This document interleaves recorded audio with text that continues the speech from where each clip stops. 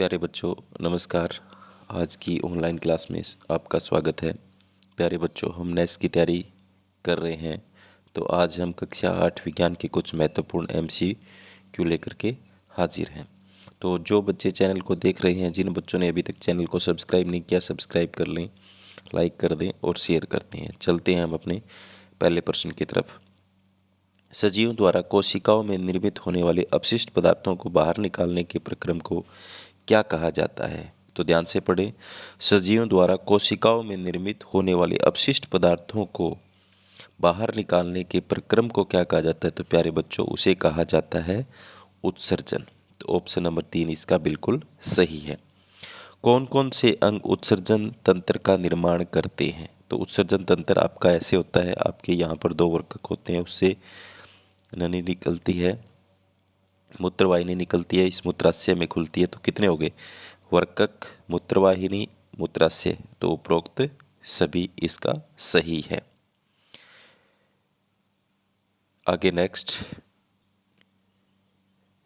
है, मूत्र में जल की मात्रा कितनी होती है? तो प्यारे बच्चों, मूत्र के अंदर जल की मात्रा जो होती है वो 95% होती है।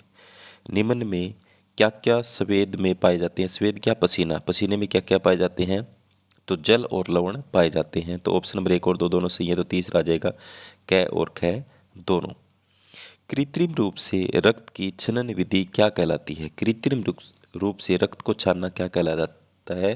तो प्यारे बच्चों, किसी के वर्कक जो गुर्दे जो खराब हो जाते हैं तो क्या करते हैं? आपने देखा होगा, डायलिसिस करवाते हैं। तो उसे क्या कहते हैं? Dialysis.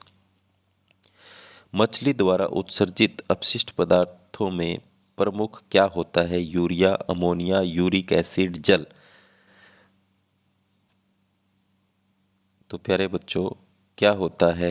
Urea, ammonia, uric acid, जल में से अमोनिया होता है। क्या होता है? Ammonia, NH3।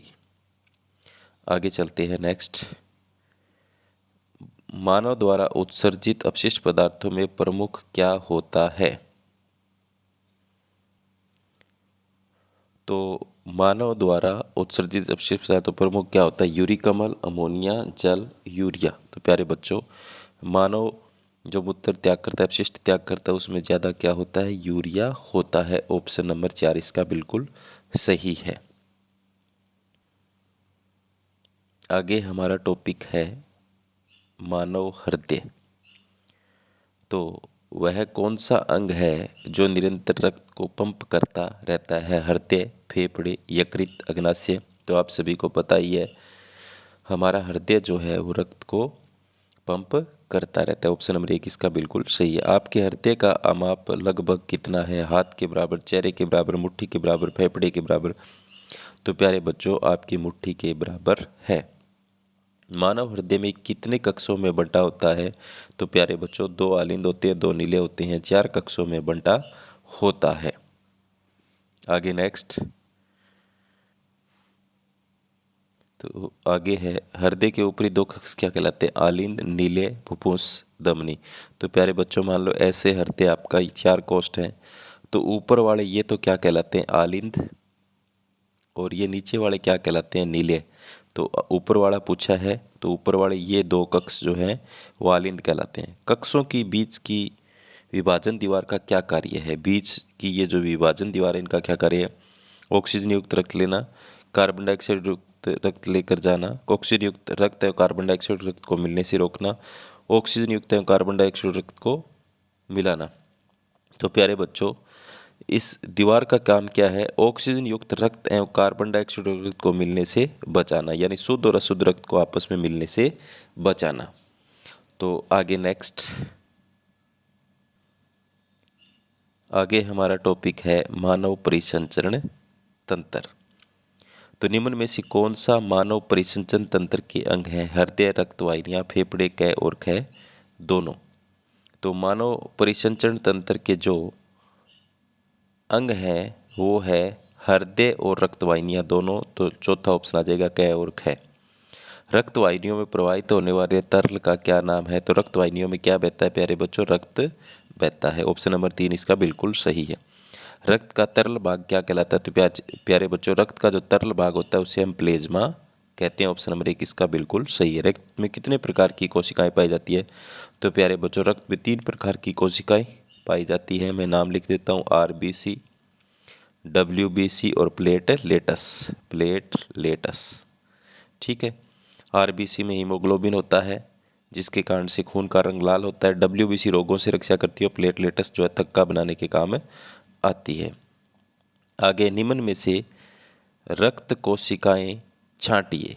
5वें के अंदर आपको क्या करना है, रक्त कोशिकाओं को छांटना है। लाल रक्त कोशिकाएं, श्वेत रक्त कोशिकाएं, प्लेटलेटस। तो मैंने अभी आपको बताया था, रक्त तरल भाग के अंदर 3 प्रकार की कोशिकाएं होती है, आरबीसी, डब्ल्यूबीसी और प्लेटलेटस। तो कौन सा ऑप्शन इसका सही हो जाएगा, चौथे वाला सही हो जाएगा। रक्त में लाल रंग किसके कारण से होता है, तो प्यारे बच्चों मैंने अभी आपको बताया था, रक्त के अंदर आरबीसी जो होती है उसमें हीमोग्लोबिन पाया जाता है, जिसके कारण से खून का रंग लाल होता है। आरबीसी मतलब लाल रक्त कोशिकाएं, रेड ब्लड सेल। तो इसका तीसरा ऑप्शन हीमोग्लोबिन वाला बिल्कुल सही है। आगे नेक्स्ट टॉपिक हमारा है निषेचन। बीज व फल का विकास है बीज प्रकीर्णन। तो पहला प्रश्न है, युग्मनज विकसित होकर क्या बनाता है।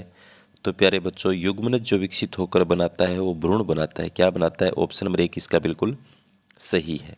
निषेचन के पश्चात अंडाशय किस में विकसित हो जाता है। तो प्यारे बच्चों, अंडाशय जो होता है उससे फल विकसित होता है। बीज में भ्रूण कहाँ रहता है, बीज में भ्रूण कहाँ रहता है, सुरक्षात्मक आवरण में, सुरक्षात्मक बीजावरण के अंदर, बीजावरण के बाहर, फूल में। तो वो प्यारे बच्चों जो रहता है वो सुरक्षात्मक बीजावरण के अंदर रहता है। बीजों को विभिन्न स्थानों पर पाया जाना किस प्रकार का कारण होता है।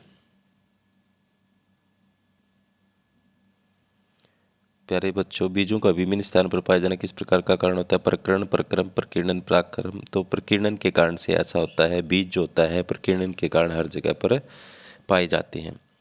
प्रकीर्णन में कौन से कारक सहायक हैं। वायु के द्वारा उड़कर भी बीज एक स्थान से दूसरे स्थान तक जा सकता है, फैल सकता है। जल के द्वारा भी फैल सकता है, कीट के द्वारा भी फैल सकता है। तो उपरोक्त सभी यहाँ पर इसका सही है। आगे है, पराग कणों में दृढ़ सुरक्षात्मक आवरण का क्या उपयोग है।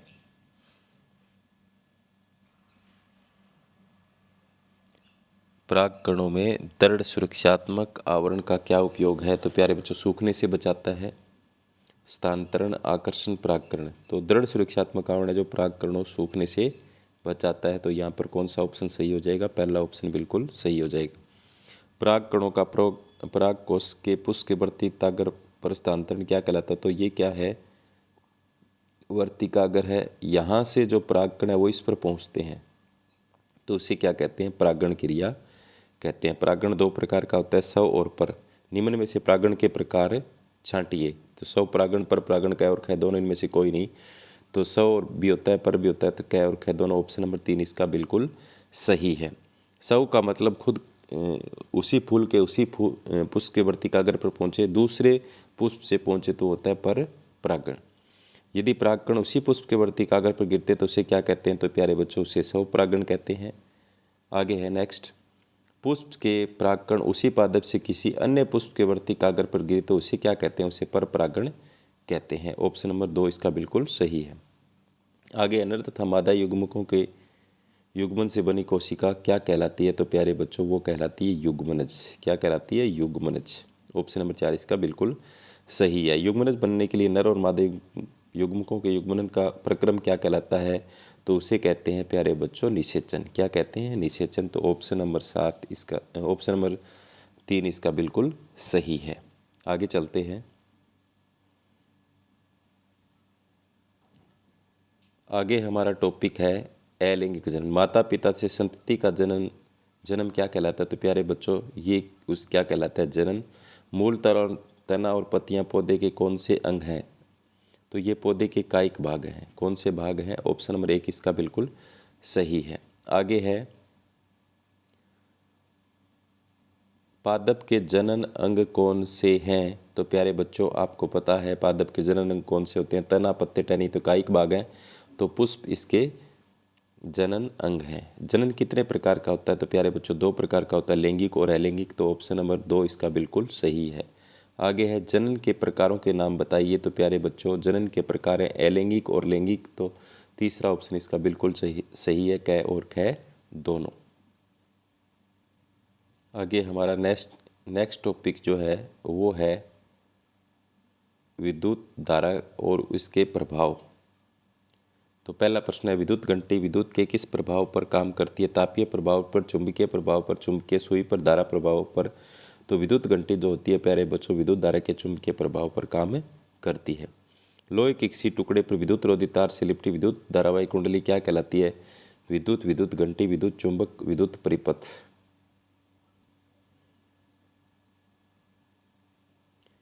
तो प्यारे बच्चों क्या कहलाती है? विद्युत चुंबक। विद्युत धारा के चुंबकीय प्रभाव के कारण तार किसकी भांति व्यवहार करता है? विद्युत धारा के प्रभाव के कारण तार एक चुंबक की भांति व्यवहार करता है। विद्युत धारा प्रवाह के कारण तार का खालिस्तान होना विद्युत के तापीय प्रभाव को दर्शाता है। तार का तप्त होना यानी गर्म होना विद्युत धारा का तापीय प्रभाव दर्शाता है। तो यहाँ पर इसका ऑप्शन नंबर 1 बिल्कुल सही है।